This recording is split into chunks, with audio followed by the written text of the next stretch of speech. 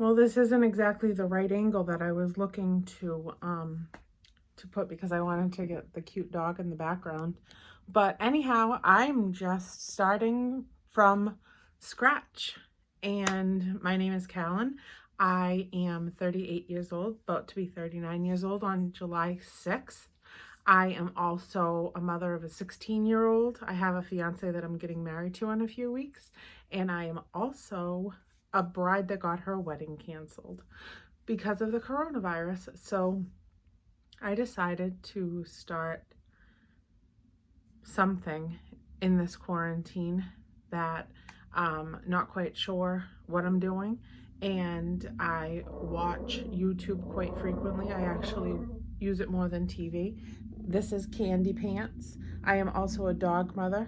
She is ferocious. Like, and when I'm telling you ferocious, I mean she is ready to attack at any given moment.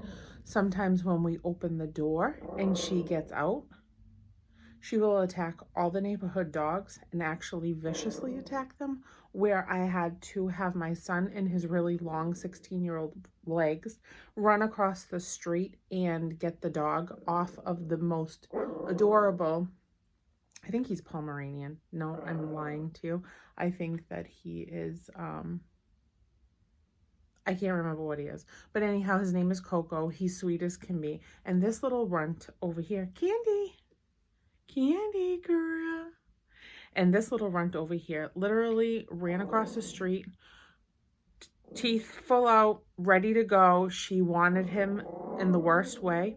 He was being walked by his owner, which is our neighbor. We couldn't be luckier with the neighbor department because he's probably the sweetest person on the planet, and his wife is as well. And while my dog was going after their dog with teeth out, no actual, I think she just likes to look like she's gonna do something, because then when it comes down to it, she doesn't actually follow through, thank God.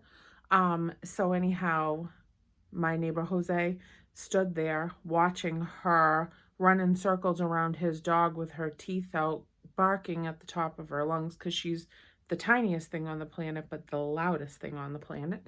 And he was just laughing and saying, you think you're bad, huh?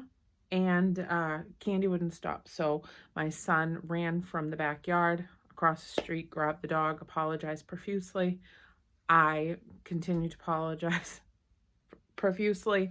And my fiance that I've been with for 10 years this year, that I'm supposed to be marrying on May 23rd, he went across the street and apologized. She is a lot, and I love her to pieces, but it is not easy in this house right now. I hope everyone is, is doing well. I am trying something, because the fact is that on May 23rd, I am going to still be getting married as long as I can obtain a marriage license. I live in Massachusetts and everything here is locked down. We're still in quarantine. Only the essential things are open for the last couple of months. And unfortunately, the city hall up the street is also closed down. And well, the thing is, I may or may not be able to obtain that marriage license by May 23rd, which is going to be terrible. And we are getting married so far into our relationship because of me. I got engaged the second year of us being together, which he talked about marriage almost, right away the first year. But I continued to tell him that that wasn't something that I was looking for. I like it the way that it is. But anyhow, he did propose to me and I said yes. And this is actually me planning this wedding at this point. This is the 4th time that I've planned this wedding. The other 3 times that it was canceled was due to various reasons. A lot of it being me getting cold feet and not wanting to get remarried for a second time. And anyhow, this time was planned because last year he surprised us and he bought us a house, and he wanted a commitment and he wanted something solid between us. We we rented for a really long time because that's what I was comfortable with. But anyhow, he went and purchased us a house and surprised me with it. And so after we moved in last summer, I decided that I was going to plan the wedding, now for the 4th time. And I was actually going to go through with it this time behind his back.